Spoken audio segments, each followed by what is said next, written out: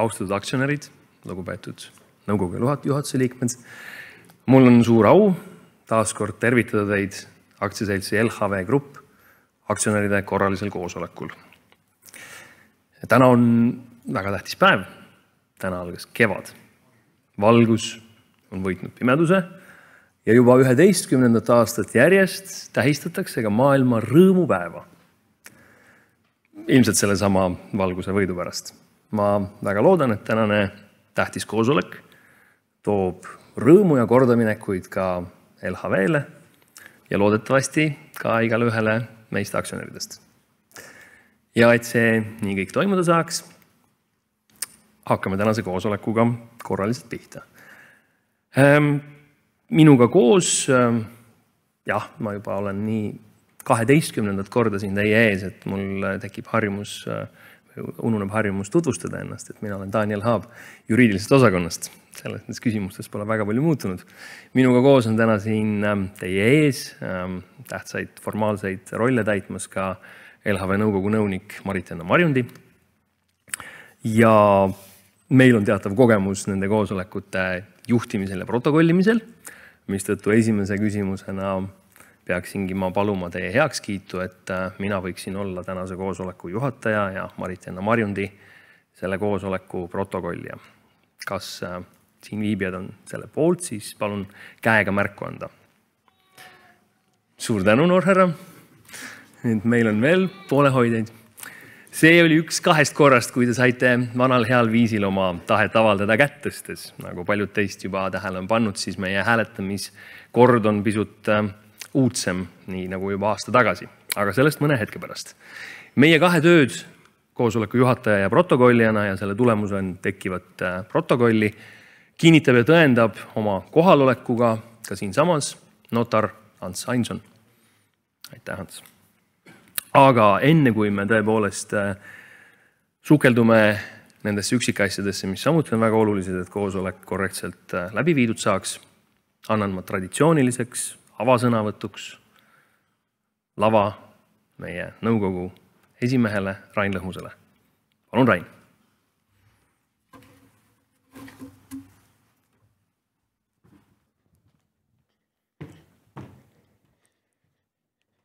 Nii, tere tulemast kõigile. Jällegi ma ei tea, mitmes kord see on, ma ei ole lugenud. Aga igal juhul mul on jälle nagu kord aastas hea meel näha meie fänklubi, meie toetajaid ja minu sõnavõtt on päevakorraväline. Ma vaatan, keegi on teleprompteri pannud, et ilmselt kahtlustatakse, et mulle manaks jäänud, aga ma võin lubada, et siin ei ole mitte midagi, et ma võin täitsa nagu omal teemal rääkida, et ma eeldan, et enamik teist on kursis enam-vähem, kuidas meil eelmine aasta läks, ehk kui vaadata siis nagu selliseid üldnumbreid, siis oli igatpidi rekordiline aasta, aga alati tasub olla enesekriitiline ja öelda, et see saavutus on saadud väga tugevast tagant tuules, ehk tegelikult oli üsna tavaline aasta, et midagi nagu halvasti ei läinud kindlasti, aga midagi väga eriskummalist me ka korda ei saatnud, et iga aasta ei saagi saata. Ja ausalt, mina ei tahagi väga palju aega kulutada sellele, et mis minevik on, et tavaliselt, kui sa kõnnid kaasa, vaatad ettepoole, et ei vaata selja taha, et mis ei ole põhjust vaadata väga tihti. Ja hoopis nagu räägiks, et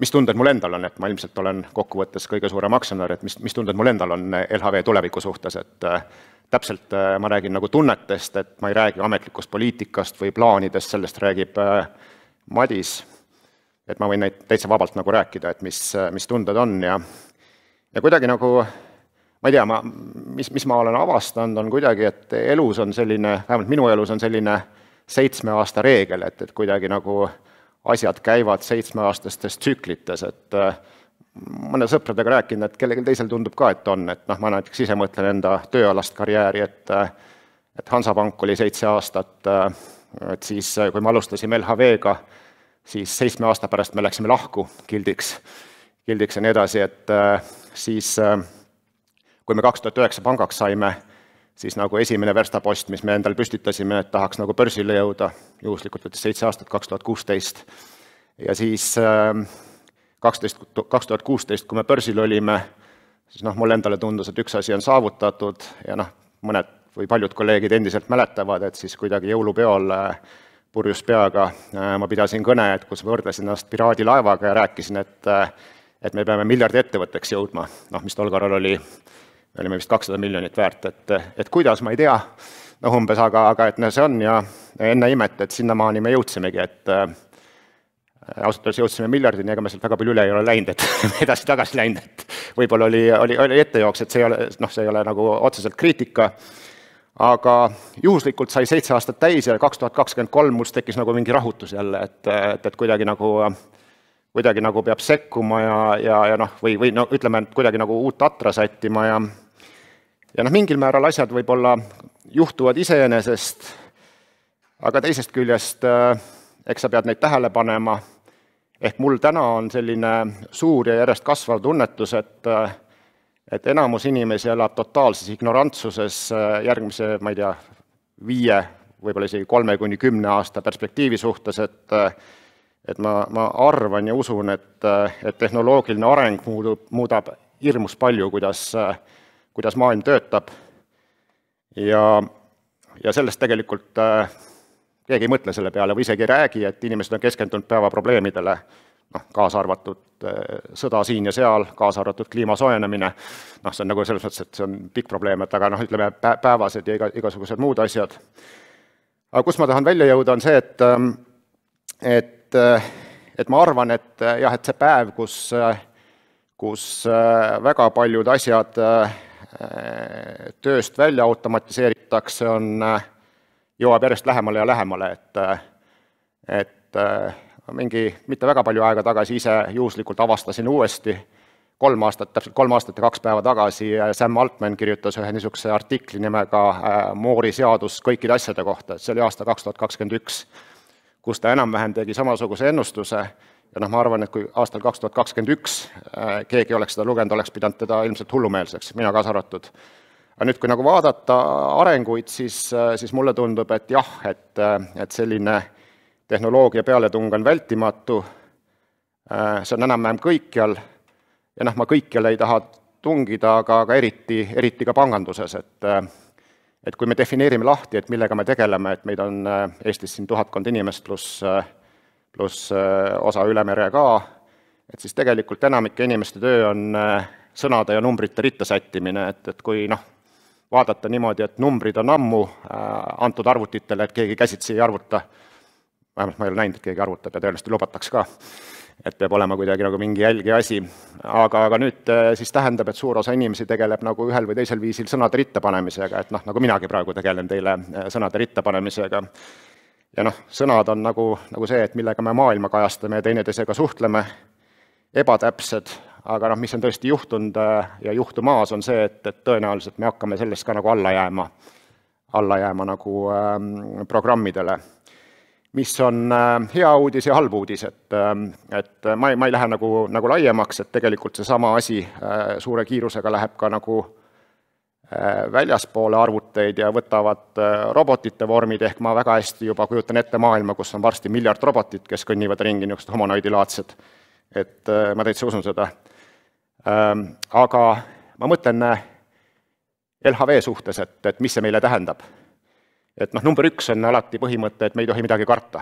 Et kui on mingi muutus, siis see on nagu võimalus. Kui ma pangandusse tulin aastal 89, siis tüüpiline pank oli selline, kus oli raamatupidaja, kellel oli oma kartoteek, omad kliendid, kus oli kirjas, mis kellelgi kontol on, klient tahtis midagi teha, läks oma raamatupidaja juurde, tegi asju.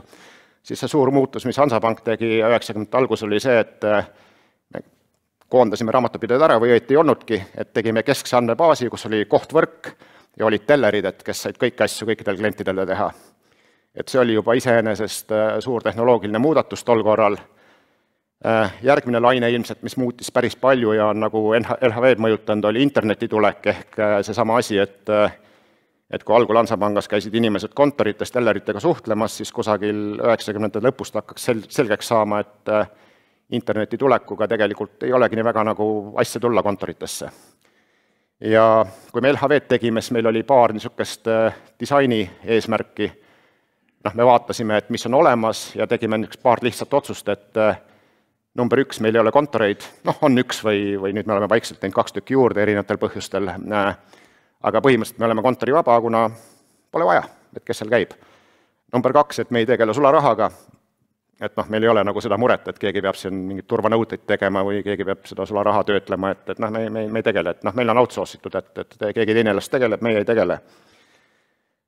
Ja nüüd on enam-vähem edasi, et tuleks nagu mõelda, et kui sa oled veendunud, et tulevik on radikaalselt erinev, kui enamus nagu ette kujutab täna, siis mis see meie jaoks tähendab ja ma olen enda jaoks sõnastanud, see ei ole kusagil plaanides, aga suhteliselt selge visiooni, et mida mina nagu aktsionärina LHV-lt ootaks. Ja minu jaoks on see, et kui me lähme 5 aastat edasi, siis ma usun, et me võiksime olla Eestis.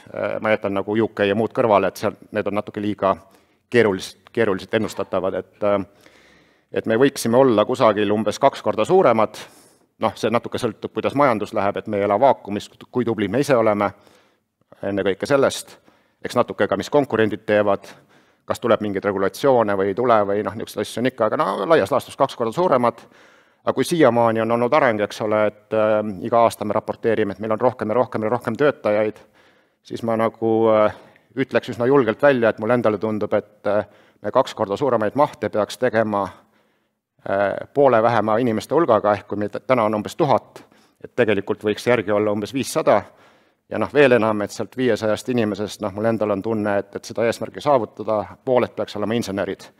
Ehk minu jaoks ma usun, et ees olevad aastad võivad olla üsna radikaalsed, et me peame ennast nagu ümber keerama, kui me tahame kiiresti tulu ja kasu saada tulevast tehnoloogiast. Pluss muidugi muud asjad, kuidas edukamalt müüa ja kõike muid asju teha. Aga igal juhul minu jaoks on see kuidagi tänane päev või algus tundub väga põnev.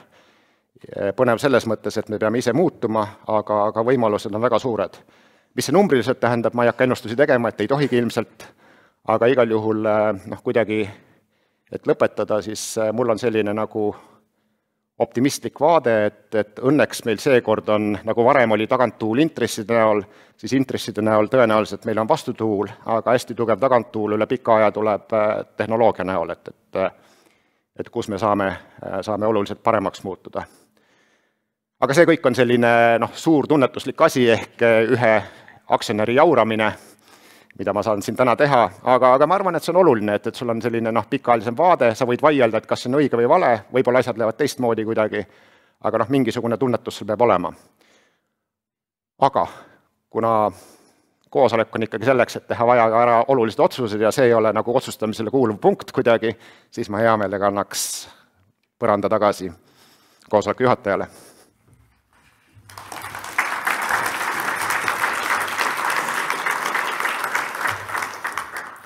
Suur tänu, Rain.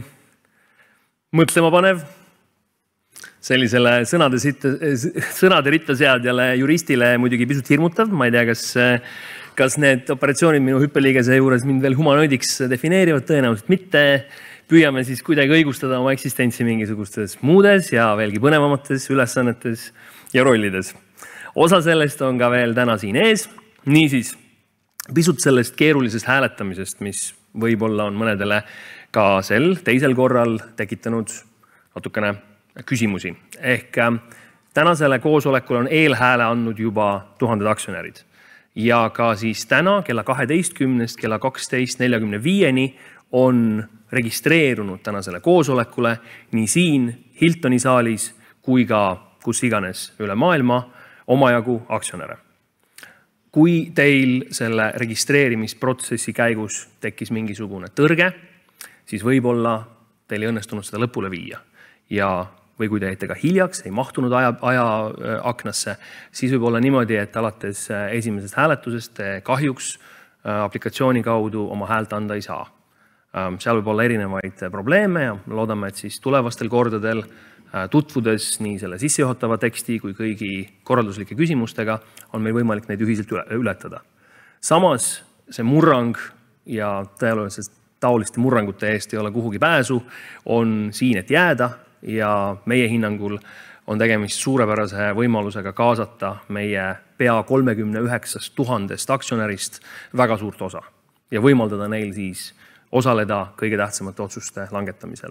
Usutavasti ka teised, Eesti ja miks mitte ka muude lähi- ja kaugemate börside emitendid hakkavad ühel hetkel samuti neid samu uusi põnevaid tehnilisi rakendusi kasutama.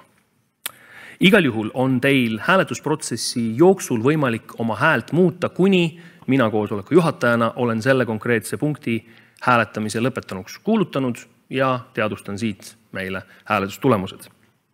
Ja muidugi, kui teil on tehniline probleem, mille taga ei ole mitte see, et teil ebaõnnestus etteantud perioodil registreerimine, siis andke palun sellest käega märku ja meil on siin abilised, kes aitavad need tehnilised viperused ületada.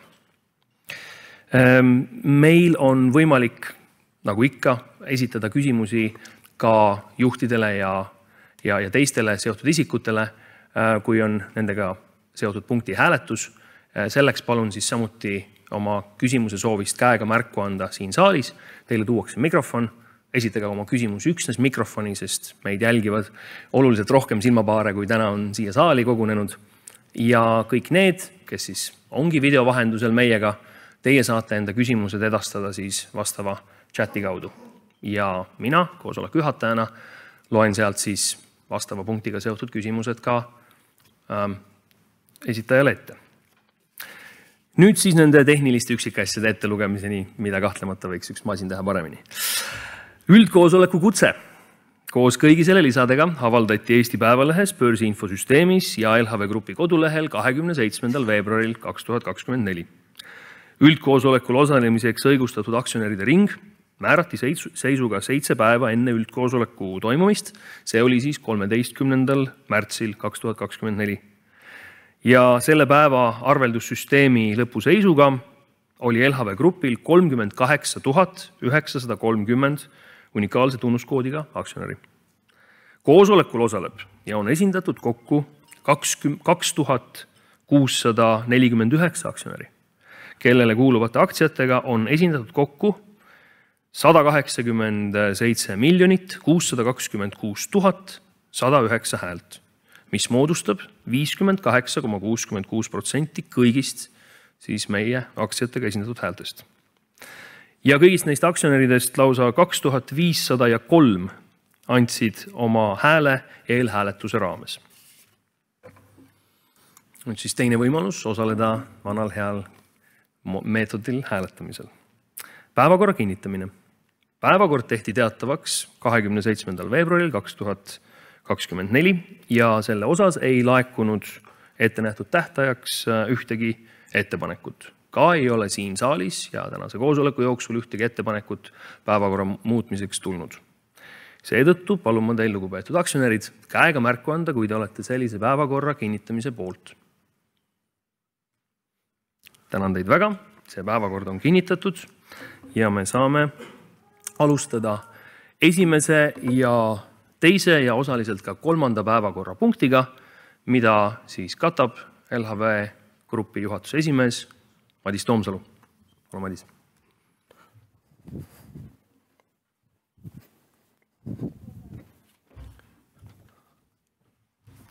Tere päevast!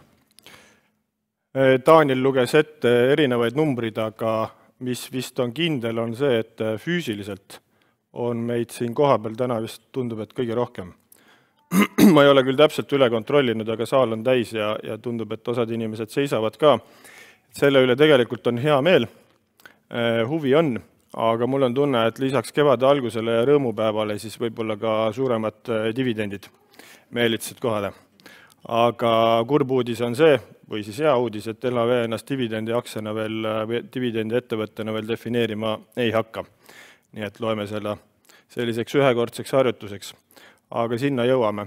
Ja teine asi, mille üle on siiralt hea meel, on see, et natuke on ka põlvkondade segunemist. Et meil on päris mitu noorema põlvkonna aktsionäri ka, kes mõned ongi otse aktsionärid ka, nii et tere tulemast.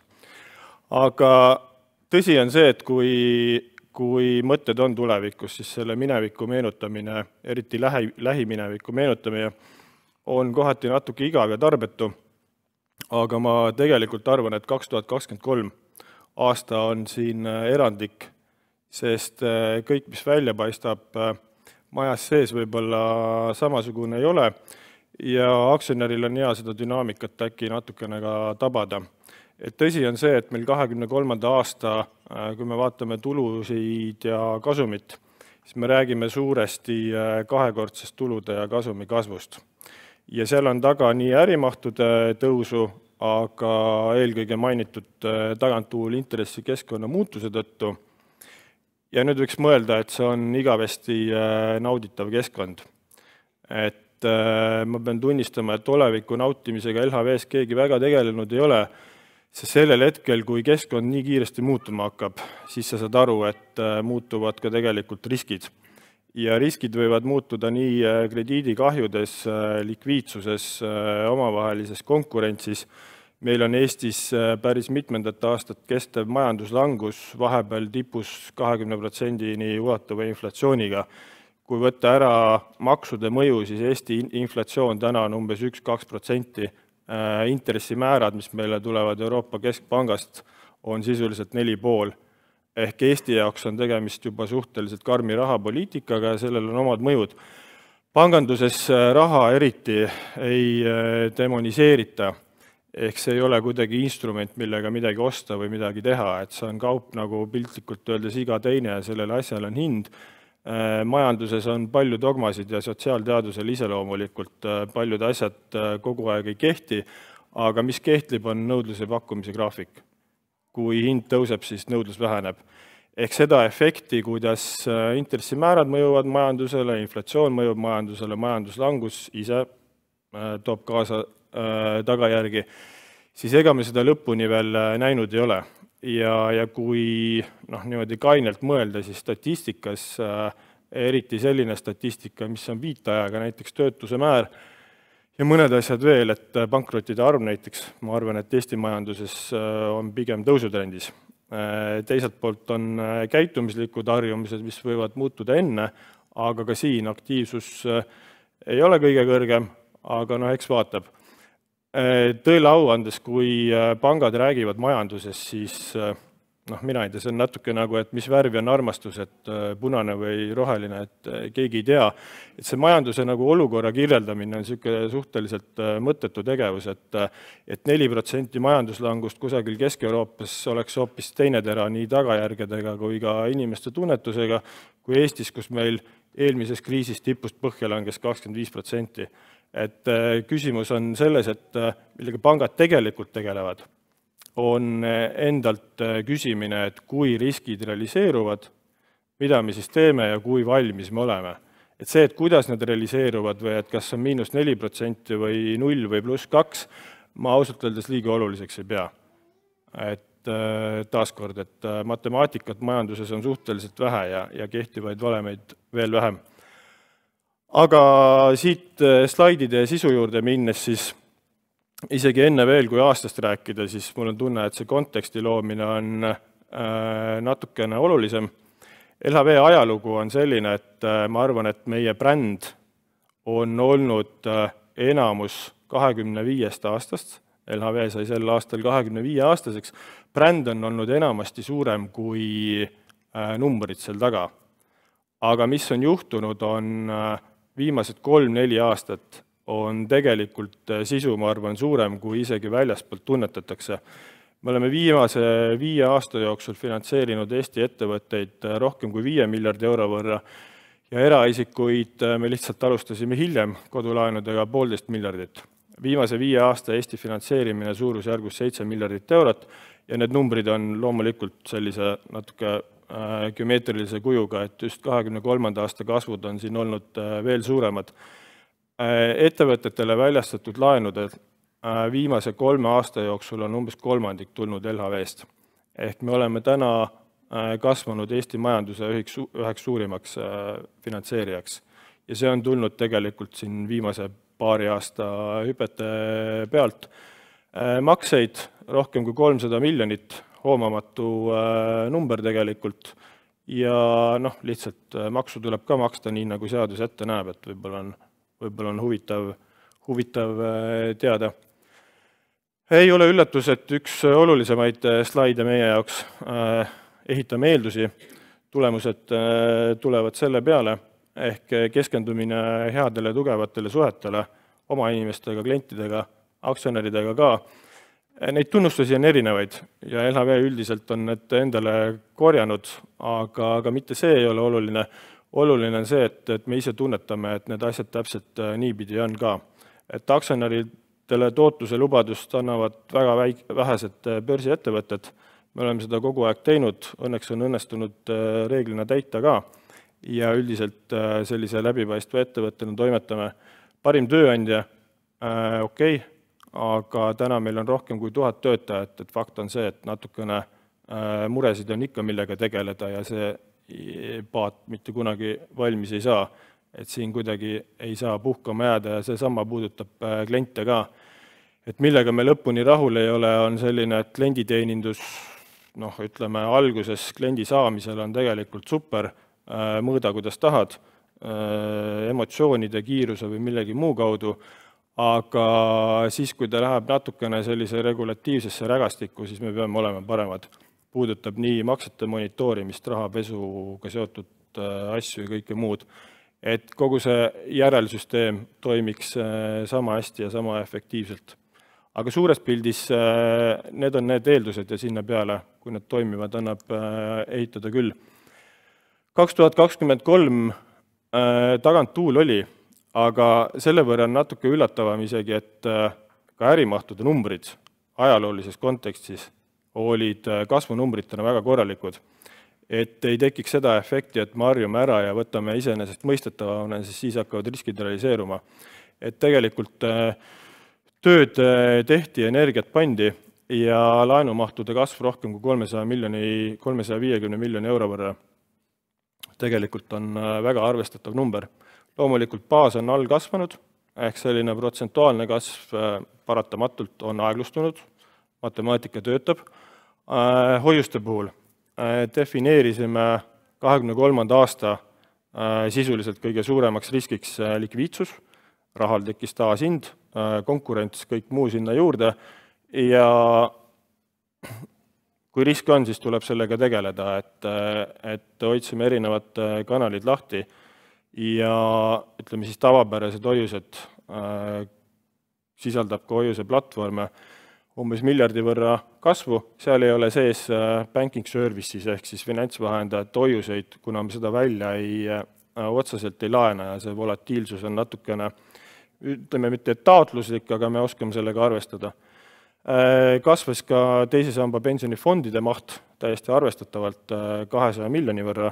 Ette rutates võib öelda, et me oleme oma ajalooliste tippude juures sisuliselt tagasi, hoolimata vahepealsest teise samba lammutamise reformist.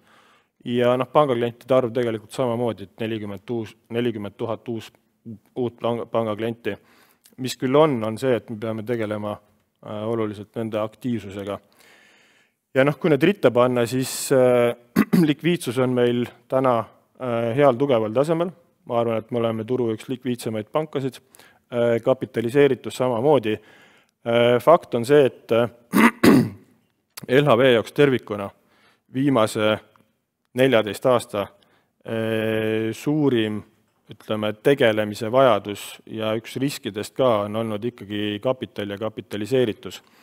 Võib-olla riskina nii palju mitte, aga see, et me oleme pidanud kaasama, et kogu aeg kasvada, siis see natukene on vähenenud. Olgem ausad, tänu sellele vähe kasumlikumale keskkonnale ka, et see kapitalitase on täna väga tugev, hoolimata ka varsti otsustavatest dividendimaksetest. Aasta jooksul LHV Banki panga litsents, ehk grupis on nüüd 2 panka. Ausalt öeldes maailmas väga palju finantsgruppe ei ole, kus on 2 täisosalusega panka, kes tegutsevad 2 täiesti erineval turul ja erineva profiili klientidega ja tegelikult ka erineva profiili riskidega. Senimaani. Võib-olla tulevikus läbi selle laenutegevuse need asjad ühtlustavad. Ja laenudega alustasime. Siin sees oli veel üks klientide migratsiooni projekt. Jällegi asi, mis välja ei paista, aga tehniliselt oli üsna nõudlik. Erinevad võlakirjade kaasamised ka üsna õnnestunult läksid. Ja mis äritegevusest ütleme väljaspool on ikkagi Euroopa Keskpanga järelevalvale minek. Et vahva harjutus, osaliselt osade harjutustega ühekordne, aga suures plaanis selline pikaajaline uus suhe oma plusside ja miinustega.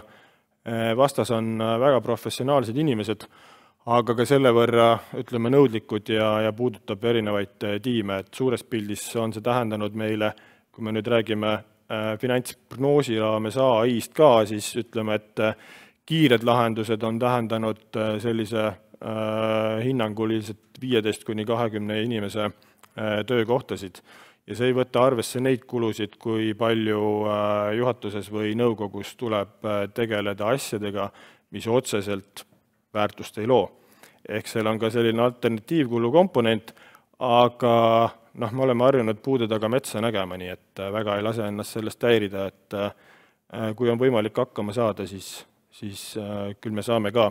Ja need tulemused ise on seda tõestanud ka, sest mis see AQR-i harjutus, millest me avalikustasime reede õhtul börsiteate, sest see avalikustati ECB lehel ka reede õhtul kell 7, tähendas siis peene nimega Asset Quality Review ehk krediidi kvaliteedi hinnang, mis põhimõtteliselt tähendas LHV-le seda, et krediidihaldurid ja laenuhaldurid ja krediidianalüütikud olid enam-vähem ilma puhkamata terve suvel tööl. Meiega tegeles ECB poolt umbes 20 Deloitte kaudu värvatud inimest, kes vaatasid läbi. Siin saalis on ka päris mitu head ettevõtte laenuklienti, kes vaatasid läbi sisuliselt kõikide ettevõtete laenuklientidest ettevõtete laenumemod, tagatise lepingud, laenulepingud ja hindasid suhteliselt spetsiifiliselt kogu seda krediiditoimikute kausta, kus võib olla sadu erinevaid faile. Ja siis jõudsid mingisugusele järeldusele, aga vastu pidime me neile panema omad inimesed, kes sellel hetkel äritegevusega, olgem ausad, ei tegelenud. Ja sellest hoolimata tuli see tulemus ära ja AQR ka ise kokkuvõttes ütles seda, et ka konservatiivseid, regulatiivseid stsenaariumid rakendades LHV-l on kapitali piisavalt. Ja 23. aasta lõpp, siis kuhu me jõudnud oleme, siis 3,5 miljardit laenusid, 79 miljonit on seal Inglismaal, see täna on umbes 100 miljonit, aga hea tore oli välja tuua, kunagi saab siia tagasi vaadata. Hoiuste maht 6 miljardit, fondide maht 1,5 ja aasta jooksul, kui me 5 aasta jooksul oleme teinud 300 miljonit makset, siis 23. oli sellest kolmandik ja pangaklientide arv on üle 400 000. Turuosadest ma väga ei räägi, et seal, kus meil on aega antud, seal me oleme turuliidrite sekka suutnud ka tõusta, teise samba pensionifondid ja samamoodi hoiuste ja ettevõtete laenude jääk, et täna sükke nagu viiendikule hakkab vaikselt lähenema. Kõige kiiremini turul, ütleme, suures plaanis endiselt kasvav ja taaskord kodulaenudega alustasime hiljem, kindlustusega veel hiljem. See turg on ka kõige fragmenteeritum, et võib-olla siin konsolideerumist tasub tulevikus oodata. Ja kuidas see 23 niimoodi pikemalt taha vaadates välja paistab, siis see sama tulude ja kasumi kasv 2 korda all vasakpoolsel graafikul, aga intressimäärad küll, aga sama aasta laenukasv pluss tegelikult 22. aastal ka tehtud laenukasv, mis siis täisaastas 23. aastal väljendus. Kapitali eesmärgid on täidetud ja ülevalt paistab hoiuste laenude vahe likviidsusena välja ja seesama, et fondide maht on jõudnud ka oma tippude juurde tagasi. Nüüd hoiused kõikunud sellel samal finantsvahendajate hoiuste põhjusel ja ühel hetkel me natukene off-boardisime sealt kliente ka eelkõige siis krüptoga seotud teenusepakkujate osas. Mitte sellepärast, et nad olid kuidagi krüptoga seotud ainult, vaid sellepärast, et nad tegelikult ei tulnud meie nii-öelda nõutavate riskijuhtimis, ütleme, võtetega piisavalt hästi kaasa. 23. aasta ja aruanne, meil on alati kohustus välja tuua ka optsioonide osa. Head tulemused ja head inimesed nõuavad tähelepanu. Ehk siin samas üldkoosolekul kinnitatud aktsiaoptsiooniprogramm, mille raames võib iga aasta 2% aktsiate arvust siis tulemustasuna välja maksta. Me oleme seda rakendanud võtmeisikute programmi raames. See tähendab seda, et umbes 20–25% töötajatest täna meil on üle 1000 seal programmis osalevad. Käesoleva aasta tulemustasu maksmise raames saavad nad siis 3 aasta pärast märkida aktsiaid 1,74 eurose märkimishinnaga, ehk see on see strike hind. Reeglina see sisuliselt on kehtiv eelmise aasta lõpu aktsiahind jagatud 2-ga. Ja ühel pool on eurodes mõõdetud kulu, mida ettevõte siis amortiseerib 3 aasta jooksul, aga teiselt poolt aktsionäri jaoks on see 1,21% aktsiakapitali lahjendus. Tõsi, rekordtulemus, aga tagant tuulega, nii et see 0,8 võib-olla tuleb üldse ECB-le maksta.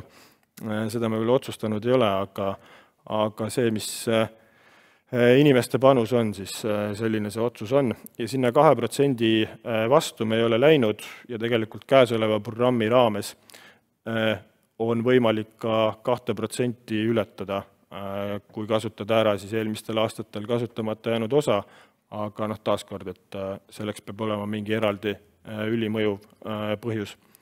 Et need numbrid on siin sellised. Ja mis samamoodi aastaaruanne sisaldab, on kasumi jaotamise ettepanek ehk dividendid. Ma räägin ära dividendid ja siis meil on ka üks dividendipoliitika muudatus. Ma räägin need järjest ära. Kui on küsimusi, saab küsida, aga Daniel paneb need hääletusele siis 3 erineva punktina järjest, et sisuline ülevaade on praegu. Et 13 senti aktsia kohta on ettepanek dividende maksta ja meil on teatavasti kehtiv dividendipoliitika, mis ütleb, et me maksame 25% maksu eelsest kasumist dividendideks ja see 13 senti tegelikult on sellest erinev. See on 35% umbes ja plaan tegelikult ei ole dividendipoliitikat muuta, ehk me jätkaks ikkagi selle 25%-ga, kus see 35% tuli sellest, et ära hoida halvemat. Et jutt käib siis pankade maksustamisest ja kokkuleppest valitsusega. Ma küll ütlen kokkuleppe, aga see selles suhtes on ülimalt tinglik, et kokkuleppe tähendab seda, et mille nimel ma pingutan, sest aktsionäride otsus on ikkagi see, kui palju dividende makstakse. Nii et kui te tahate, siis te võite seda muuta ka mõlemas suunas. Aga see on ettepanek, mis on tulnud juhatusest ja leidnud nõukogu heakskiidu ja tulnud siia ettepanekuna. Aga üldiselt me sellest kokkuleppest väga ei räägi, aga see, mis riik sisulise poole pealt saab, on see, et 3 panka, 2 Rootsi panka ja meie maksavad, ütleme siis, peamiselt üleliigse kapitali, meie puhul ka üleliigne, et kui saad maksta, siis järelikult nagu saad, aga ütleme 2 teises pangas natuke rohkem aastate või aastakümnete jooksul kogunenud kapital, mida tegelikult äritegevuses ei kasutata. Nii et see üleliigne kapital makstakse välja, riik saab selle ekstra dividendide pealt tulumaksu, see tulumaks laekub kohe. Et me ei pea ootama riigina, isegi kui see eesmärk oli jabur niikuinii, andke andeks, aga ei ole vaja oodata ka mingit 2 aastat, et selle kontseptsiooniga laekub see dividendide tulumaks praegu. Aga mis on oluline rõhutada, on see, et nende väljamaksetega, ma nüüd ei ütle, et kapitaliseeritus läheb selg vastu selga, sest see ei ole täies ulatuses tõsi. Keegi ei pane ennast sellisesse riskiolukorda, et enam ei saa midagi teha. Küll aga üleliigne kapital makstakse välja nii pidi, et kui sa võtad arvesse oma laenumahtude kasvusoovid, riskistsenaariumid, natukene mugavustsooni ka, gramm puhvreid, siis enam üleliigset kapitali ei ole. Igasugused järgnevad hullud ideed tuleksid otse kasumlikkuse arvelt ja see tuleks otse Eesti majanduse arvelt, sest kasumiga nüüd finantseeritakse edasi. Teine asi, mis on väärt teada panganduse kohta, on see, et hiljem ma näitan turuslaidi ka 5 aasta prognoosi raames, aga ma räägin ette ära, et Eestis on laenud ja hoiused on võrdsel tasemel. Sisuliselt see tähendab seda, et Eesti laenud on finantseeritud Eestist pärinevate hoiustega. Tundub loogiline. Likviidsusjuhtimine paraku ütleb, et sul peab olema hoiust vähemalt 3% võrra rohkem. Tõsi, seal vahel võivad olla ka erinevaid instrumente, võlakirju, aga mis ma öelda tahan, on see, et kolmandiku ulatuses vastu umbes 25 miljardi suurust laenuportfelli on Eesti majandus vastu rahvusvahelisi turge. Vahet pole, et kas need turud on siis otse rahvusvahelised turud finantsturgudele või kuskil nagu börsile, võlakirjaturgudele otse, börsile mitte, võlakirjaturgudele otse, või siis nad on läbi välispankade kanaliseeritud siia. 6-7 miljardit vajab Eesti majandus välisfinantseeringut, et toimida selle laenumahu pealt.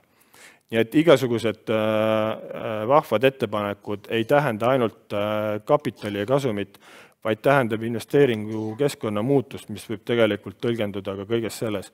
Ja rääkimata sellest, et selle sama kapitali hind, võlakirjade hind ja tegelikult lõppkokkuvõttes ka laenu hind.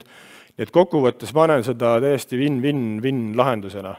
Pangad maksid ära üleliigse kapitali, fine, äri saab teha edasi, Eesti ettevõtjad ei kannata, sest laenud tegelikult antakse edasi, riik sai raha kohe, see, et see kõik on jabur, on endiselt, aga see, et nagu halvemas stsenaariumist kõige vähem halvem, siis see on see tulemus. Nii et ma loodan, et see saab positiivse tagasiside ja LHV rõõmuks jäi siin selle asja kokkupanemine, nii et see 35 versus 25% vast liiga ei tee. Kui nüüd tahta irooniat ka juurde panna, siis praegu kapitaliga on hästi, nii et meie oma kapitali tootlus läheb ka natuke paremaks. Ja enne kui ma Danieli kutsun hääletust läbi viima, siis tegelikult meil on üks punkt ka dividendipoliitika kohta. Dividendipoliitika, see sama, mis näeb 25% väljamakset, et nõuab natukene täpsustamist ja nõuab otsustuspädevuse muutmist. Täpsustamine on selle kohaselt, et meil on seal kirjas selline lause, et me maksame küll 25% välja, aga seal on öeldud vähemalt 25%. Vanasti oli see kuidagi tehniliselt ümardaks ülespoole. Kuna Euroopa Keskpanga tagasiside on selline, et kuna dividendide väljamaks tuleb kapitalist kohe maha arvata. Kui sa tead, mis sa kavatsed teha, siis võtta see kapitalist maha. Kuna vähemalt 25% võib tähendada ka 100%, siis teoorias me peaks maha võtma 100% kasumist ja niimoodi kapitali juurde ei teki. Me seda olukorda ei taha tekitada, nii et me ütleme üsna täpselt, et 25% me maksame, mitte vähemalt. Komakohad võivad muutuda ainult selle ümber ümardamisega. Ja teine muudatus on see, et tuua dividendipoliitika aktsionäride otsustamise tasemelt LHV Grupi nõukogu otsustamise tasemele. Ja loogika on selles, et aktsionärid ei pea tegelikult looma dividendipoliitikat, sest aktsionär võib absoluutselt igal üldkoosolekul otsustada dividendi vastavalt sellele, kuidas ta soovib. Küll aga on dividendipoliitika ootuste juhtimise instrument.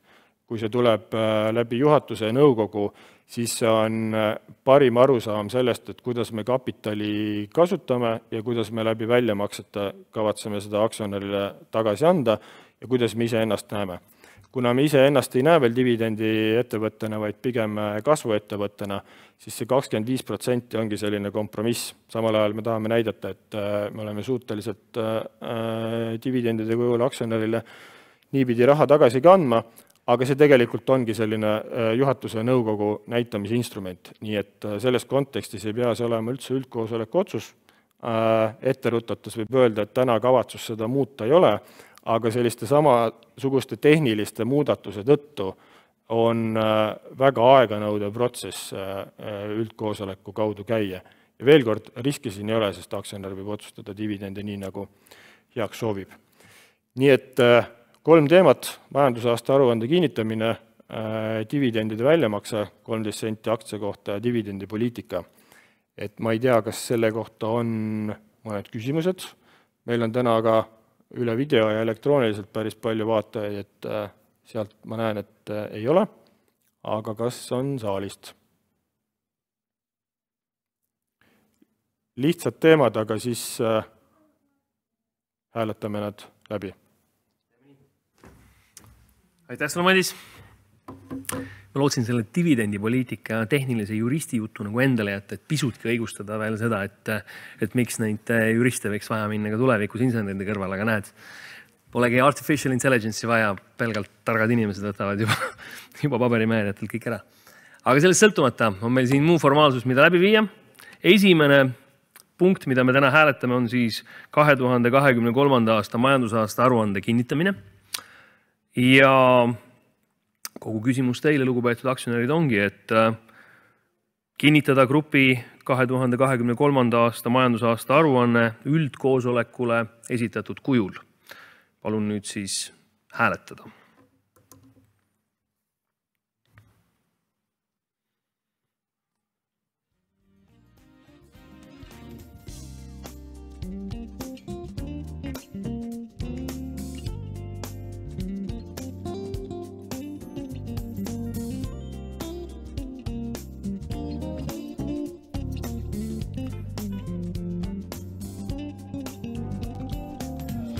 Mulle tundub, et kõik, kes on soovinud hääletada, on esimese päevakorrapunkti osas oma hääle saanud anda. Nii, et koosoleku juhatajana ma sulen esimese punkti hääletuse. Ja esimesel võimalusel on ka hääletustulemused teie ees.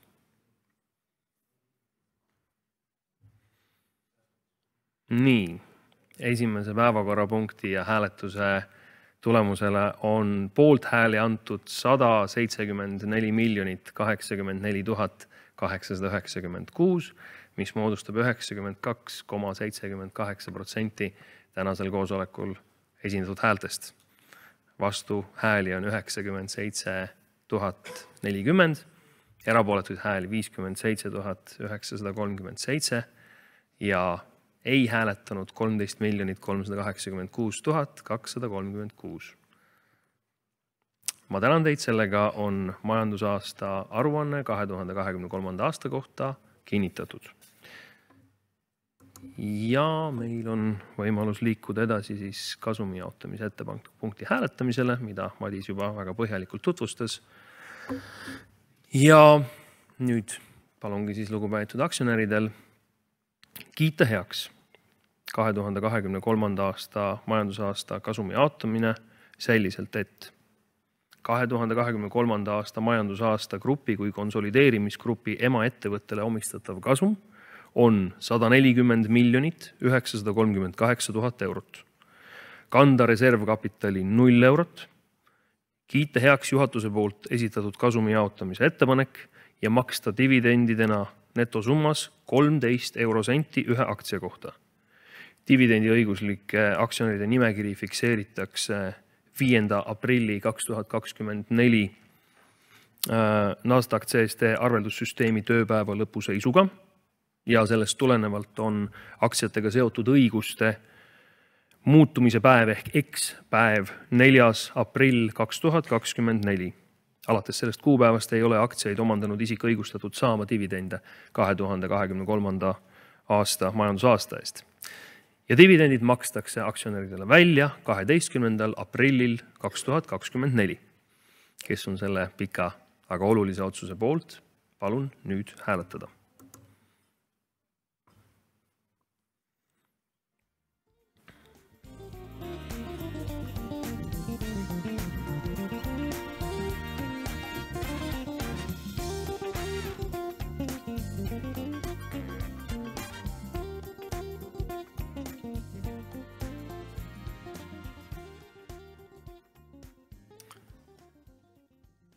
Ma sulen teise punkti hääletuse nüüd ja jääme ootama tulemusi.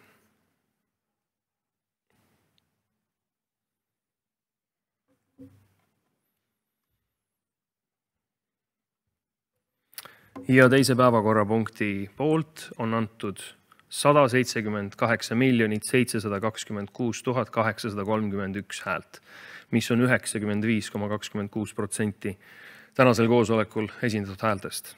Vastuhääli laekus 183 773, erapooletuid hääli on 28 591 ja ei hääletanud 8 686 914 häält.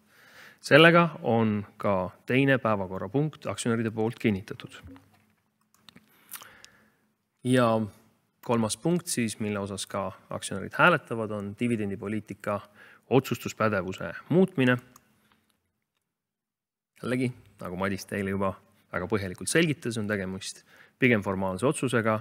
Aktsionäridele jääb alati dividendide osas otsustamise lõplik õigus, aga me muudame siis antud dokumendi edaspidise muutmise pädevust ja kinnitame selles teatava seni juba väga selgelt kommunikeeritud numbri 25% maksuvälisest kasumist. Kes on siis sellise dividendi poliitika muudatuse poolt? Palun nüüd hääletada.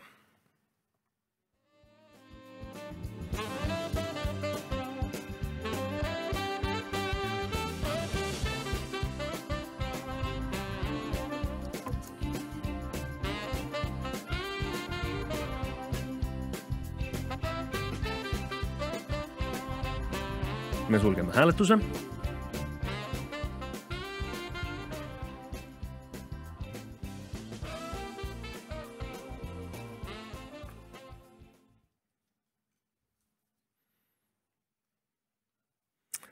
Ja saan siis lugeda ette hääletustulemused dividendipoliitika otsustuspädevuse muutmise osas. Poolt hääli laekus 175 774 866, mis moodustab 93,68% tänasel koosolekul esindatud häältest. Vastuhääli laekus 262 260. Erapooletuks jäi kokku häältega esindatud aktsionäridest 1 560 855 ja ei hääletanud kolmanda päevakorrapunkti osas 10 028 128 häält. Ma tänan teid, sellega on ka dividendipoliitika muudatused kinnitatud.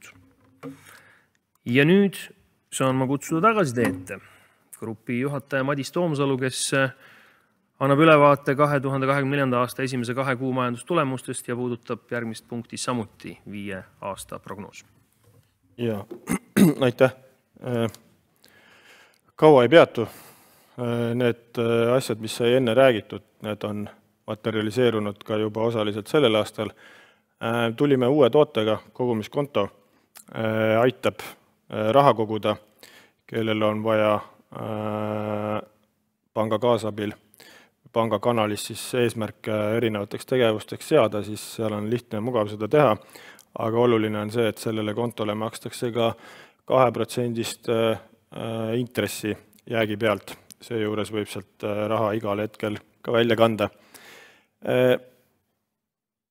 Jälle kaugele ei paista, aga meile üks oluline verstapost, et LHV Banki laenuportfell täna suurusjärgus 100 miljonit, aga meeldetuletuseks, et me ootame sealt esimese 5 aasta jooksul umbes 3 korda kiiremat kasvu, kui oli Eestis omal ajal esimese 5 aasta jooksul. Ehk see laenuportfell täna on iseseisvalt finantseeritud. LHV Pank andis sinna alguses tagant tuule ja tõuke, ehk siis grupi siseselt oli natukene, ütleme siis, finantseeringu üleandmist, aga täna on pangale Banki poolt kõik rahad tagasi makstud ja Bank on iseseisvalt 3 erineva hoiuse platvormi ka liitunud Inglismaal ja kaasab siis hoiuse platvormide kaudu raha. Me ei näe, et see oleks strateegiliselt see koht, kus me tahame suurelt ja 100% olla, aga ütleme, et tänaste riskide ja tänaste mahtude juures on see okei, aga kõrval me ehitame siis oma otsepakkumist ka. Ja Raini mainitud tehnoloogiapööre on siis taaskord, ma tegelikult tulen sinna prognooside juures tagasi, aga ütleme faktiliselt siis 350 litsentsi, ChatGPT Enterprise'i litsentsi me oleme majas kasutusele võtnud, umbes 3% inimeste poolt. Me ei oota seal ühte suurt võitu, sellepärast, et majas on ligi 200 süsteemi ja päris palju erinevaid tiimi, ehk need suur võit peab kokku tulema terve rea väikestest võitudest, et sellepärast seda ise kasutamist ja ise testimist on suhteliselt palju, aga nii nagu internet ei muutnud maailma 3 kuuga, vaid totaalselt küll, aga natuke pikema ajaga, siis siin need eeldused on natuke samasugused, et selline testimise faas, aga tõsi on ka see, et meil nälg suureneb ja nüüd tahaks hakata reaalselt tulemusi nägema ka.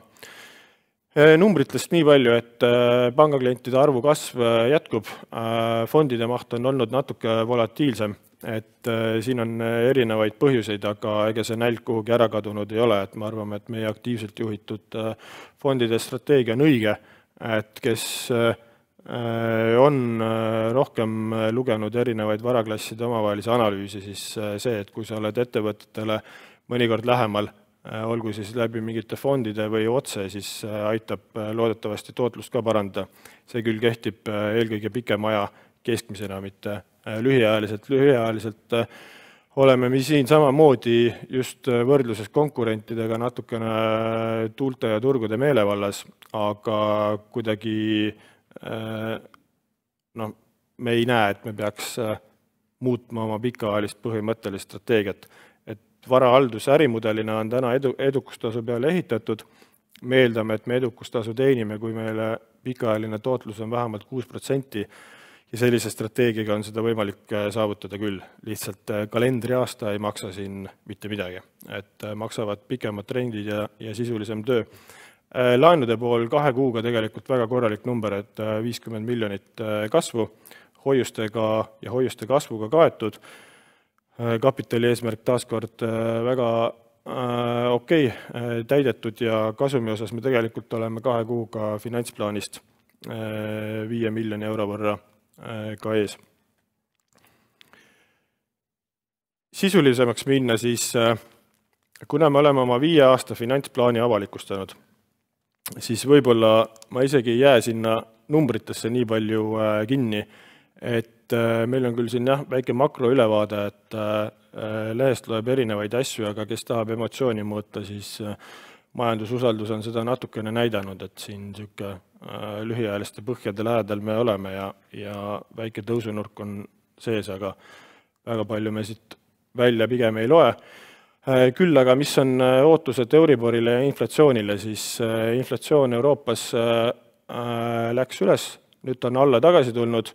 Euribori ootused on samamoodi, aga taaskord, et kui nad kõverad võtta turgudelt, siis reeglina selliseid lineaarseid jooni saab.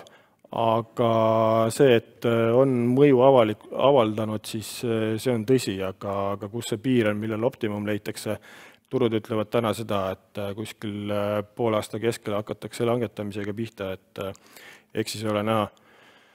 Ja kuidas see finantssektori nagu statistikas välja näeb, siis meie jaoks natuke sisulisem, et see, mis ma enne mainisin ka, et laenud on hoiustega Eestis ära kaetud, aga ainult 1:1.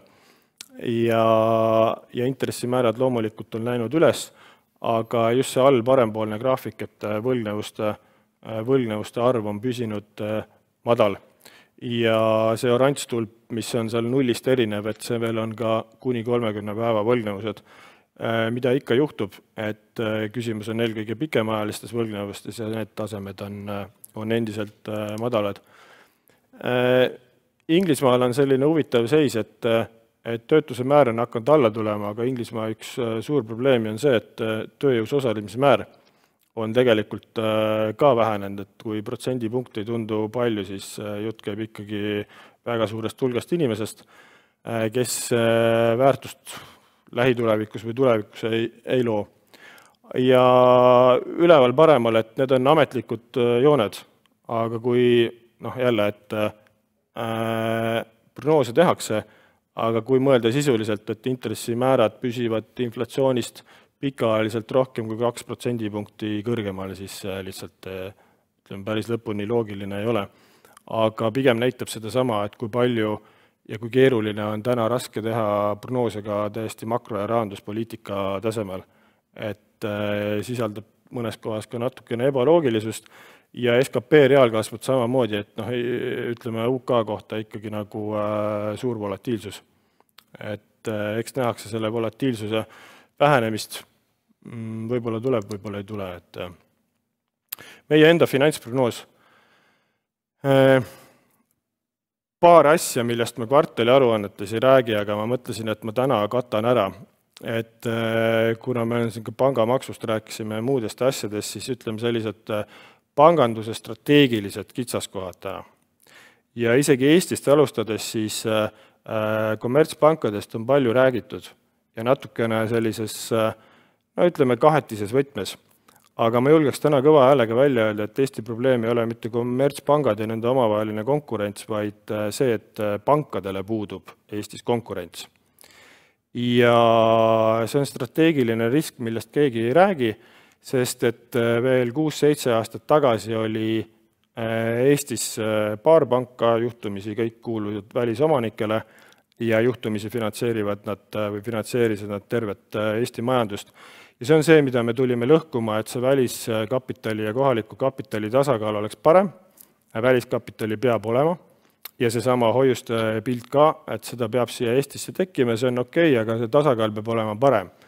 Aga mis on probleem, on see, et puuduvad igasugused alternatiivsed finantseerimise viisid.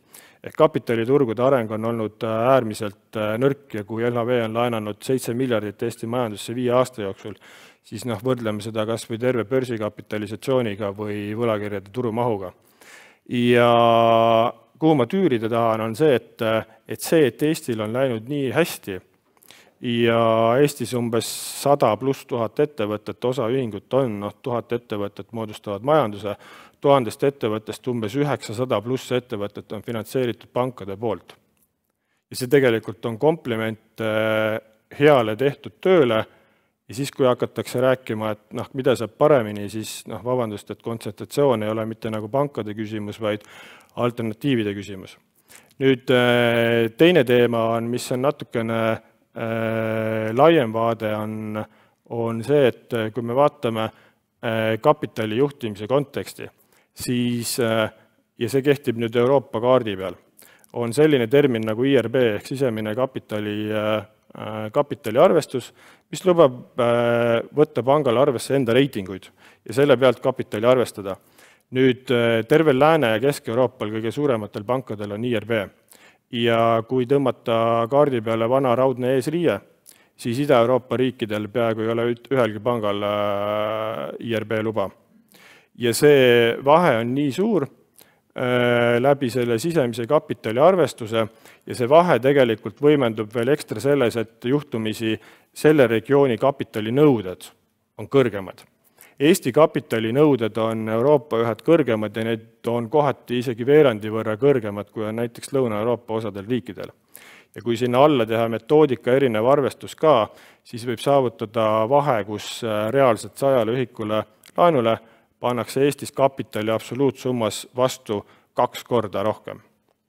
Ja see on selle regiooni eripära, mis tegelikult kehtib kogu Baltikumi ja kogu Ida-Euroopa kohta tervikuna. Nüüd kolmas teema, mis on natuke jälle Eesti-keskne, et räägitakse Euriborist ja Euriborist, siis kogu kodulaenu intressimäärast marginaal, panga riskimarginaal, panga kasumi marginaal on 1/3, Euribor on 2/3. Me näeme erinevate järelevalvete poolt erinevaid hinnanguid pankade tegevustele. Ja elevant tegelikult istub toas, et 12 või 13 aastat nulli intressimäära poliitikat ja keskpanga poolt määratud intress Euribor. Euriboriga on selline lugu, et jah, tõele au andes see ei ole pankade jaoks nii-öelda alati samal hetkel kogu kulu, sest me maksame seda tähtajalistele hoiustele, nõudmiseni hoiuseid samas summas, kui need peale tulevad, ei saa välja laenata, ehk seal see efekt peabki olema väiksem ja siis tekib selline erineva nagu tsükli tulude ja kulude vahe. Kui intressid tõusevad tulud panganduses eespool kulusid. Ja see on see ekstra kasumlikkus, aga ei vaadata tsükli teist poolt, kui nad langema hakkavad, siis on efekt vastupidi.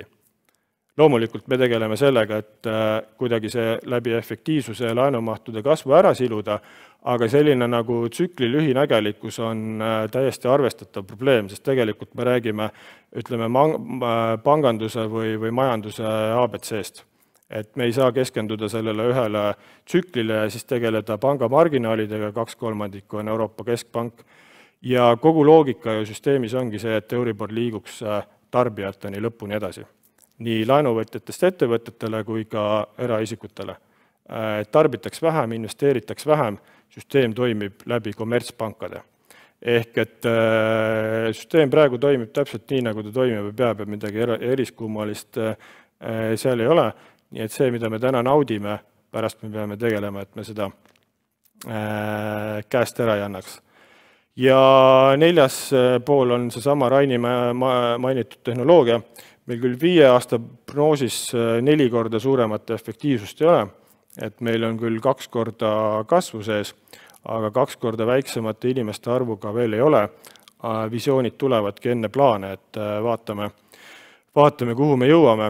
Et ma enne mainisin ka, et iseenesest head visioonid peavadki olema natukene aju stimuleerivad. Probleem lihtsalt on see, et see natuke tiimide vahel on pihustatus suur. Ja mis on ajalooline traagika, millest tuleb nüüd üle ja läbi saada, on see, et ega meie inimeste arv ei ole korreleerunud ärimahtude kasvuga. Ta on korreleerunud regulatsioonide arvu kasvuga. Mis te arvate, kui palju on LHV-s tänaseks sise-eeskirju? Ma olen seda kunagi varem küsinud, aga aeg on läinud edasi. Meil on täna umbes 1000 sise-eeskirja. Ja LHV reguleerib otse umbes 20 000 lehekülge ja koos erinevate suuniste ja seletuskirjadega umbes 200 000 lehekülge. Ja see on seesama tekstimassiiv, mida me saame hakata kontrollima ja vaatama, aga see on natuke see reaalsus ja sellest tuleb siis lahti saada, et inimeste arv oleks seotud eelkõige ärimahtudega ja müügiinimestega. Paraku see tänapäeva pangandus ei ole. Numbritest nii palju, et grupi tasemel 120 miljonit erinevate ettevõtete vahel jaguneb. Varahalduse puhul me edukustasu siin pole prognoosinud, kogu mudel on ehitatud sellele, et see tekiks. Kindlustus on saanud plussi, ootame panga edu kordamist, selle konkreetse aasta number on väike ja banki puhul siis me räägime juba natuke suuremast kasumist, aga käesoleval aastal on siin veel omavahel panga ja banki kasumite jagamist. Et võite näha siin üplikke numbreid, sellepärast, et meil on tulude jaotamine omavahel ka, kuna euromakseid reaalselt pakub LHV Bankile Inglismaal endiselt LHV Pank Eestis, sest Inglismaa pangad ei saa täna liituda euromaksete süsteemiga otse, aga see on kohe muutumas ja sellel hetkel me tõstame need euromaksed, ka sinna läheb see kasumi aruanne korda. Ja see, mis me oleme joonlauaga tõmmanud viimase 5 aasta kohta, siis enam-vähem on see ärimahtude kontekstis sama ka järgmine 5 aasta jooksul. Et üldiselt me sellist joonlaua metoodikat oleme kasutanud, küll mitte teadlikult, aga niimoodi on ta välja kukkunud. Kuigi ma siin vaatan, on isegi sükst positiivset kurvi sees, aga 2-kordne kasv, nii laenude puhul, hoiuste puhul ja fondide puhul ka. Et üldiselt on seda plaani suhteliselt lihtne meelde jätta, et meie 3 suurimat laenuportfelli 5 aasta jooksul kõik peaksid kasvama üle vähemalt miljardi võrra. Kodulaenuportfell vähemalt miljardi võrra, ettevõtete laenuportfell vähemalt miljardi võrra ja Inglismaa portfell eurodes mõõdetud üle miljardi samamoodi. Ja miljardi võrra võiks kasvada ka fondide maht. Nii et 4 korda 1 miljard kasvu ja 3 miljardit tuleb siis hoiustega ära katta, sellepärast on ka hoiuste 2-kordistamine ja sinna on isegi 5 miljardit kirjutatud. Nii et numbrid lähevad suuremaks, vastutuul läheb suuremaks, aga eluaegse optimismina siis me pigem võtame seda vahva väljakutsena. Ja kus ta väljendub tuludes ja kasumis samamoodi. 24. aasta kasv või kasum küll on languses, aga siin pigem on see kalendriaasta see ette läbi, et tulud tulid enne, kulud natukene hiljem. Üldiselt, kui need 2 aastat kokku panna, siis on endiselt väga okei. Efektiivsusega tegeleme ja mis väärib veel mainimist, eriti 24. aasta puhul on see, et me saime oma finantsprognoosi tehes pihta turu kõige madalamale ootusele siis intressimäärade osas. Peale seda on ootused tulnud natukene üles tagasi. See ei puuduta eriti järgnevaid aastaid, aga just 24. aastat, kes tahab siit mõnda sõnumit välja lugeda. Et me oleme 5 miljoniga 2 kuu järel ees. Päris nagu läbi korrutada ei ole mõtet, aga natuke sisse tasub võib-olla vaadata. Ja 5 aasta plaane me oleme teinud nüüd üksjagu aastaid, et hea on võib-olla teada ka, et kuidas meil nende täitmisega läinud on. Ehk et iga konkreetse majandusaasta kohta siis erinevad tulbad, mis näitavad prognoosi siis aasta 2, 3, 4 ja 5 aastat varem tehtuna. Ja üldiselt viimane oranž tulp, mis on siis alati tegelik tulemus vastaval aastal ja 5 aastat prognoosi enne seda, et see oranž tulp reeglina on tulnud täis või natukene üle, aga oluliselt mõnusam ja tõenäolisem oli seda saavutada siis, kui intressimäärad olid keskpanga poolt nullis. Et fakt on see, et see on nüüd kõige volatiilsem tegur ja 23. aasta pealt on seda hea näha ka, et oranž tulp ikkagi ületas kõiki ootusi intressimäärade kasvu tõttu. Nii et see, mis oli minevik, siin ei pruugi, ütleme, pihta saamise tõenäosuse kontekstis tulevikku peegeldada, et eks need prognoosid lähevad volatiilsemaks, aga üldiselt see distsipliin on olnud ja väga palju muudatusi pole tehtud ka, nii et. Ja see on ausalt öeldes 5 aasta eesmärkide kokkuvõte, et nagu ma ütlesin, siis laenude maht seal igas suuremas portfellist üle miljardi, nii et tegelikult kokku tuleb isegi 3,8 miljardit hoiustega kaetud. Pangana me jõuame suuruselt teiseks pangaks prognooside kohaselt. Ettevõtete osas tõenäoliselt möödume suuruselt teisest pangast juba äkki järgmisel aastal. Ja pensionifondide mahu kasv samamoodi 1,2 miljardit. Kas selle prognoosi osas on küsimusi või üldse äritegevuse kontekstis? Ja palun. Ma vabandan, me vist peame andma mikrofoni ka, sest meil on üksjagu kuulajaid. Ellu Paavels. Kas kostab või ei kosta vist? Kostab. Et mul on standardne küsimus Erki Kilule, et Eesti kodanikune LHV kliendina, kas ja millal on võimalik avada arvet UK pangas LHV Bank? Erki Kilu saab kohe mikrofoni, ei taha ise vastata. Äkki see tõused saavad? Tänan traditsioonilise küsimusest. Teeme pingutusi selle nimel, et oleks keskkond, kus oleks võimalik kliendil LHV teenuseid kasutada, ehk siis LHV äpp UK-s ja see saaks valmis sügisel sellel aastal.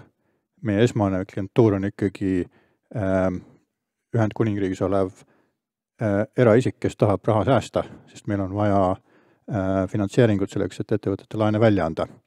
Me oleme mõelnud selle peale, et see võimalus oleks ka Eesti klientidel ja kindlasti see saab olema, aga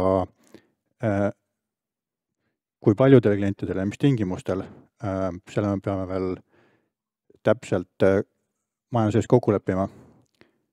Et seal on erinevad nõuded, mida me peame nende klientide tuvastamisel siis ka jälgima ja tooteid müües jälgima, et peale Brexitit Ühendkuningriigi pank ei saa Euroopa Liidus teenuseid müüa, nii nagu see varem oli, aga seal kindlasti on võimalusi, kuidas seda lahendada.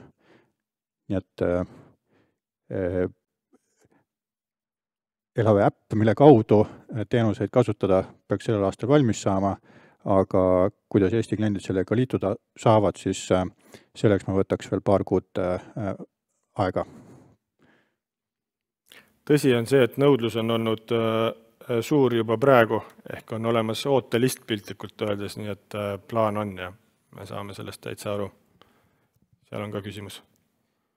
Jaa, et minu küsimus on, ma küsisin umbes sarnase küsimuse eelmine aasta ka, ma küsin see aasta ka, et mul on ka traditsiooniline küsimus, et kuidas te vaatate nagu turundust ja uute klientide leidmist, et ma toon näite näiteks nagu mina, kes ma olen nagu enda nagu iseseisva elu alguses selles mõttes, et ma ilmselt täna mul ei ole kontol väga palju raha, aga kui te saaksite minu täna kliendiks või ma olen klient, aga kui ma ei oleks klient ja ma oleksin ta kliendiks, siis 10 aasta pärast ma võiksin olla päris väärtuslik ja nagu tuua päris palju hoiuseid ja võtta laene. Et selles mõttes, kuidas te vaatate nagu turundust ja et kas te olete valmis investeerima ka nagu turundusse selleks, et saada nagu, vahet pole mis vanuses kliente, aga selles mõttes nagu saada kliente, kellega läheb natuke aega, et nagu et nad hakkaksid nagu rohkem nagu seda kasutama. Ühesõnaga, mu lihtne küsimus on see, et kas te olete valmis investeerima rohkem raha turundusse või klientide hankimisse? Aitäh! Meil on üle 400 000 kliendi ja peaaegu kõigiga nendega läheb natuke aega. Et klientide aktiivsus on selle aasta peamine märksõna, mis põhimõtteliselt tagasitelgituna tähendab seda, et iga klient on absoluutselt oluline ja me üldse ei eeldagi, et alati kohe peab midagi tegema. Et tapame sarmiga ja teame seda, et 40 aastat finantsteekonda viib teatavate teenuste kasutamiseni niikuinii. Ja ütleme praktilisemas võtmes seda väljendada, siis meil on ülisuur rõhk ikkagi noortele, et me tahame olla noorte hulgas konkurentsitult number 1 valik. Ja mul nüüd neid numbreid täpselt ees ei ole, aga ma arvan, et meil on noorte hulgas kusagil pool turuosa uutest nagu klientidest.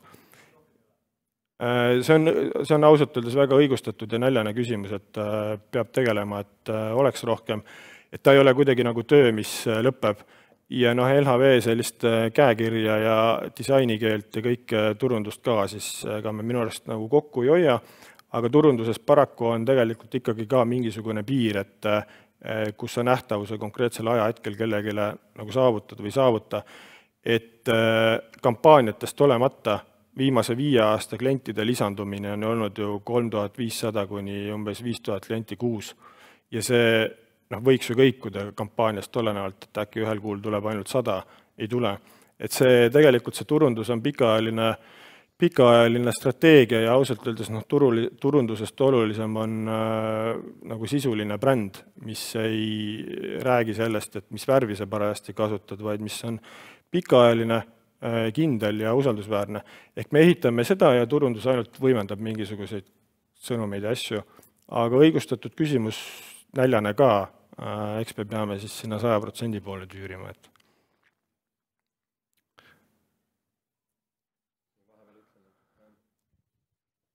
Meil on tulnud ka üks küsimus videovahendusel. Kas adresseerid? Aigar juba, ma näen, et peale seda siis. Teeme nii. Nii, küsimus jah, me siin panganduse mõjust rääkida, et see ja panganduse jalajäljest ühiskonnale võiks rääkida. Rain juba mainis siin seda vajadust, mida pank vajab inseneride järgmiste aastate jooksul. Ja vaadates LHV toetuspoliitikat, siis ja rääkides julgeolekust, siis me Eesti suurim julgeolekurisk on ju rumalad inimesed. Et kui palju LHV kavatseb tulevikus selle 5 aasta prognoosi nähes investeerida haridusse, panustada haridusse ja luua seda ka olles nagu lipulaev, et teised pangad ka võib-olla tuleksid järgi. Ma hea meelega ise tahaksin, et 100% läheb toetusest ainult haridusse, aga äkki selline hull idee, et lõpuks panga kliendid määravad, keda või mismoodi LHV toetab? Kui tagantpoolt alustada, siis tegelikult meil on ka osade pangakaartide küljes on võimalus sisse lülitada oma annetus, kus sa saad valida, keda sa toetad. Ehk valikuvabadus sulle kui kliendile isiklikult on olemas, aga mis puudutab sellist suuremat toetamist, siis mis meil on välja tulemas aprillis, märtsis. Märtsi lõpus on erinev eraldiseisev pakett õpetajatele. Et homme, jah, no näed, homme. Et natukene seda tähelepanu sinna suunata nii sisu kui ka sümboli poole pealt. Haridus laiemalt, erinevad stipendiumid, meil on just ühe kooli direktor 2,5 kuud olnud LHV-s vaadanud juhtimist. Raketti lubasime natukene rohkem maailma kõige positiivsem saade, kus saab targemaks ka. Ja ausalt öeldes mul on tunne, et mul hariduse kontekstis läheb praegu midagi meelest ära, aga plaan on sinna lisada natukene küll, see on tõsi. Mul ei ole täpseid numbreid peas. Aga lisaks haridusele on meil nagu strateegiliste fookusteemadega on kultuur ja kultuuris siis sees või eraldi, kes kuidas tahab võtta, on sport ka. Ja sport ei ole mitte väike tegur, et selle parim ilmestus on see, et osad Rootsi pangad on õnneks nüüd ütleme, kodanikuna õnneks muutnud oma poliitikat ja tulevad Eesti spordi toetamisse ka tagasi. Nii et spordi mittetoetamine on olnud suur viga, et me oleme sellest õnneks hoidunud. Nii, võtame vahele siis distantsilt laekunud küsimuse, mis on siis M&A teemaline.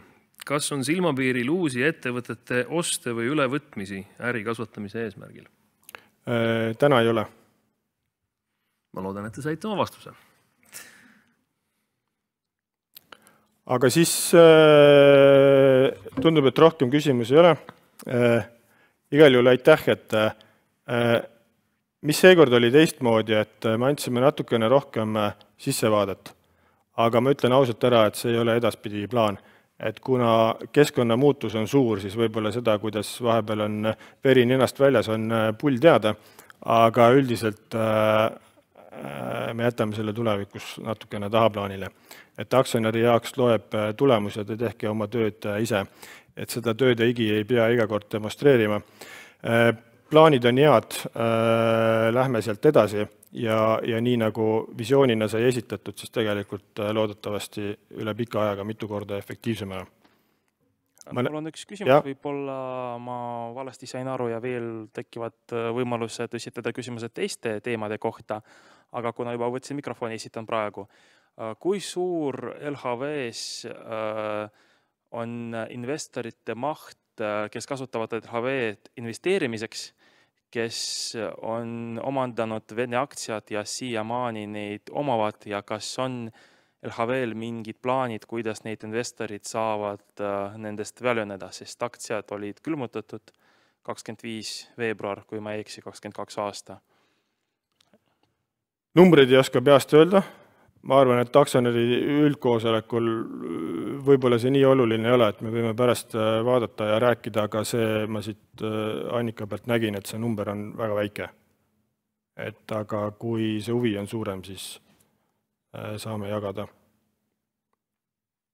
Ühesõnaga, aitäh. Järgmised 2 päevakorrapunkti on nõukogu liikmetega seotud, nõuavad veel hääletamist. Aitäh. Suur tänu.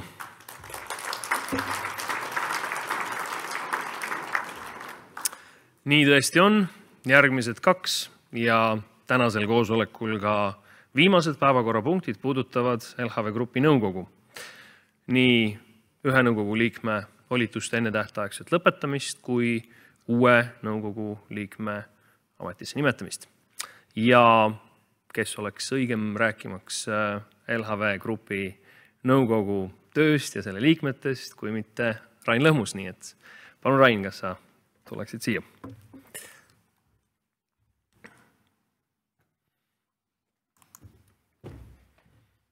Nii jah, et kuidas nüüd öelda, et igal teekonnal paraku on alati algus ja lõpp ja esimene päevakorrapunkt on siis Steni lahkumisega seotud. Sissejuhatuseks nii palju, et loomulikult mul on hästi kahju, et iga asi lõpeb, aga see on nagu paratamatus, et Steniga seob meid, mul isiklikult on, ma mäletan kunagi, kas aastal 99 või 2000 ma üritasin teda meile tööle värvata edutult, kutsudes teda koodi kirjutamise nooreks Mozartiks ja kasutades kõiki muid meetodeid, aga tookord ei õnnestunud.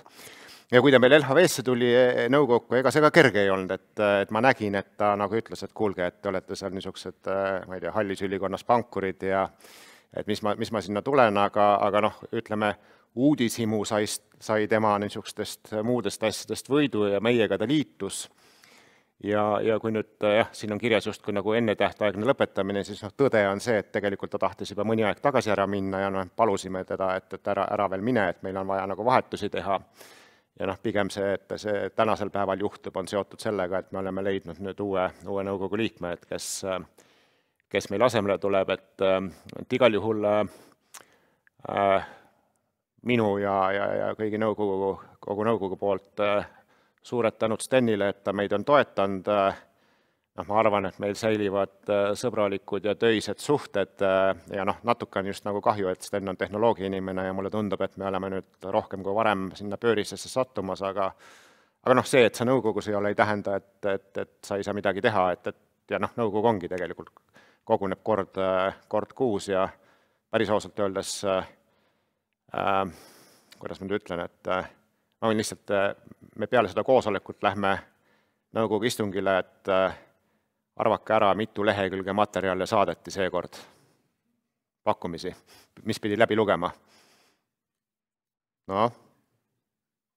Keegi ei julge pakkuda. Ma ütlesin natuke üle 860. Ehk siiralt öelda, ma olen päris kindel, et keegi neid ei loe niimoodi läbi lehekülje kaupa, et see on ebainimlik. See näitab, et me teeme ka midagi nagu valesti, enesekriitika ja nii edasi, aga ühesõnaga tegelikult Sten tegi väga tublit tööd, oli meiega pikki aastaid, aitas meid edasi, tahaks tänada ja siis, kui ta on soovi avaldanud, siis ma loodan, et aktsionärid respekteerivad tema soovi tagasi astuda. See on esimene punkt. Ja teine punkt, paneme nad pärast koos üksteise järel hääletamisel, on see, et siis loomulikult tühja kohta ei saa olla, on uue nõukogu liikme valimine. Ja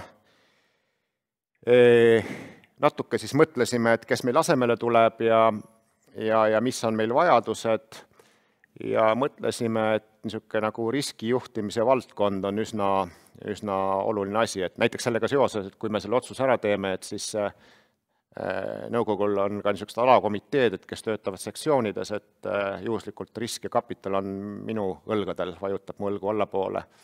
Kui me selle otsuse ära teeme, siis selleks saab Liisi, et mina saan sellest ametist ka priiks. Aga ühesõnaga ettepanek on Liisi nimetada siis LHV grupi ja panga grupi nõukogu liikmeks ja ma mõtlesin ise, et üks asi on näidata CV-d, aga kui ta täna kohal on, et siis las ta teeb ise sellise 1-minutilise lifti pitchi, et kes ta on ja annab endast ülevaate, et te ka näete ja teate, et mis ma ikka räägin, et kõige parem, kui inimest ise näete. Et umbes niisugune minuti jooksul. Ma seisan kõrval. Vaatan, et sa õiget juttu räägid. Tervist, mina olen Liisi Snatokov, endise nimega Himma tegelikult. Ja esiteks suur aitäh Rainile selle sissejuhatuse eest ja teiseks suur aitäh LHV-le selle tunnustuse ja au eest, et olla üldse nimetatud LHV nõukogu liikme kandidaadiks. Et ma räägiks paari sõnaga veidi ka enda taustast. Hetkel pean ma üldse Apollo grupi tegevjuhi ja juhatuse liikme ametit, mis on siis hoopis teisest valdkonnast, et tegemist on Baltikumi kõige suurema meelelahutusettevõttega.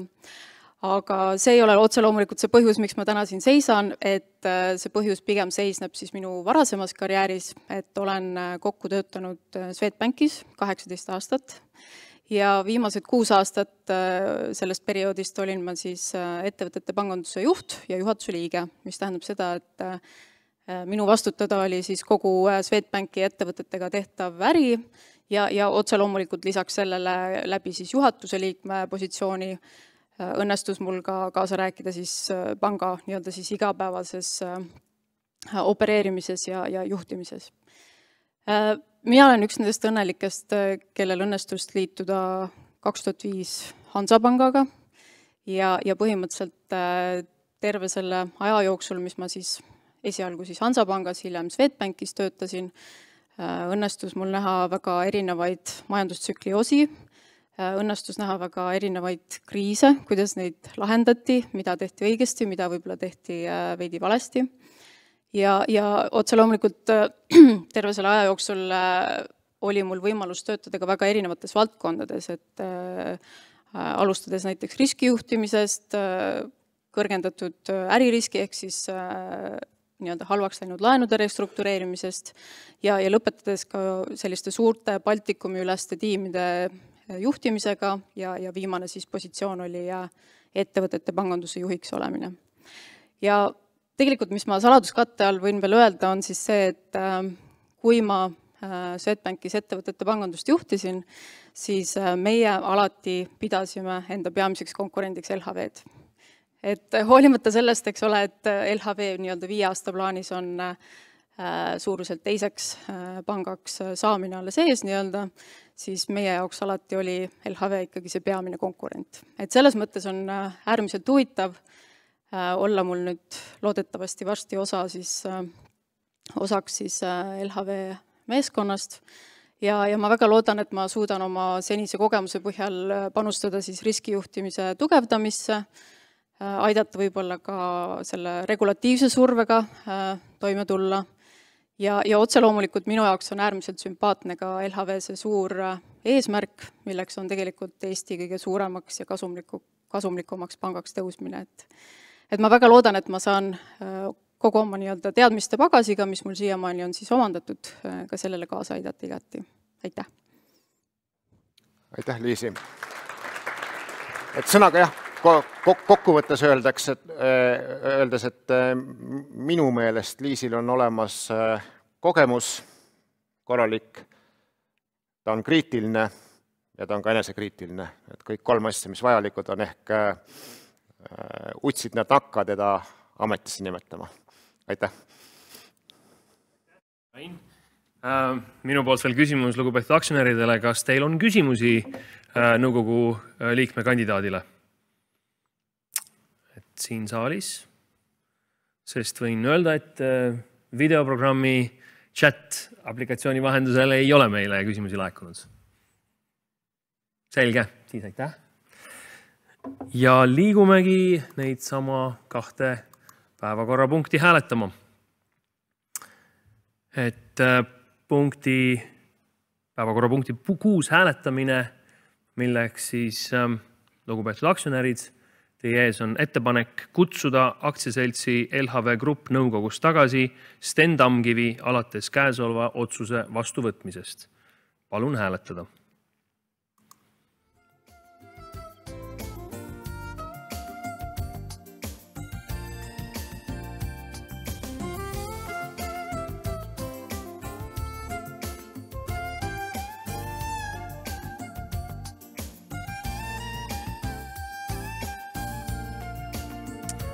Ja me sulgeme selle punkti hääletuse.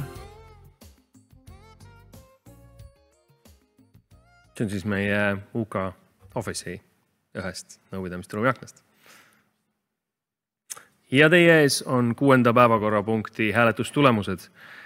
Päevakorrapunkti poolt anti 173 308 406 häält, mis moodustab 92,37% käesoleval koosolekul esindatud häältest ja vastavalt äriseadustikule oli selle punkti heaks kiitmiseks vajalik 2/3 osalevate häälte, siis poolthäälte arv, nii et sellega on käesolev punkt ka kinnitatud ja vastu võetud. Vastuhääli laekus 694 581. Kahtlusteta inimesed, kes lihtsalt on väga kurvad, Sten, sa meie juurest pead ära minema.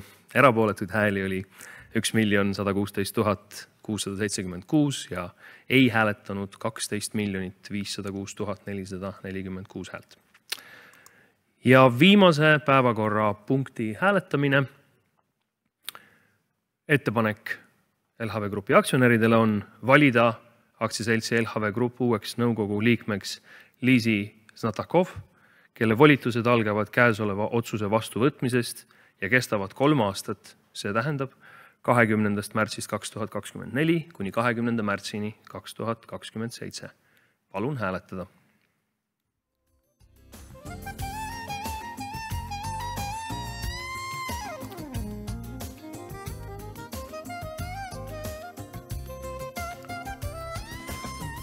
Tegemist on siis meie kliendikontori praeguse kollektsiooniga, mida ei esitle mitte võõrad, vaid täiesti LHV-s töötavad kolleegid. Nii et tõepoolest, parim tööandja.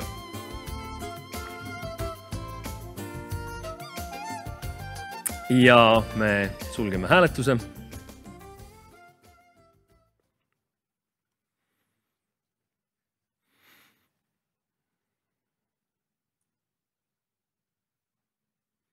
7. päevakorrapunkti poolt on antud 168 328 106 häält, mis moodustavad 89,71% tänasel koosolekul esindatud häältest. Vastuhääli laekus 454 979, erapooletuid hääli 1 306 344, ei hääletanud 17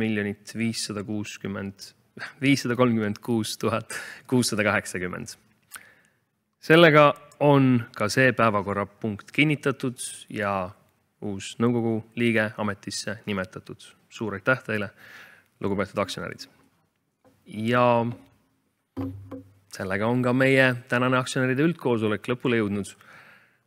Ma soovin teile kõigile, lugupeetud aktsionärid, rõõmuküllast, edukat rõõmupäeva ja kohtumiseni peatselt.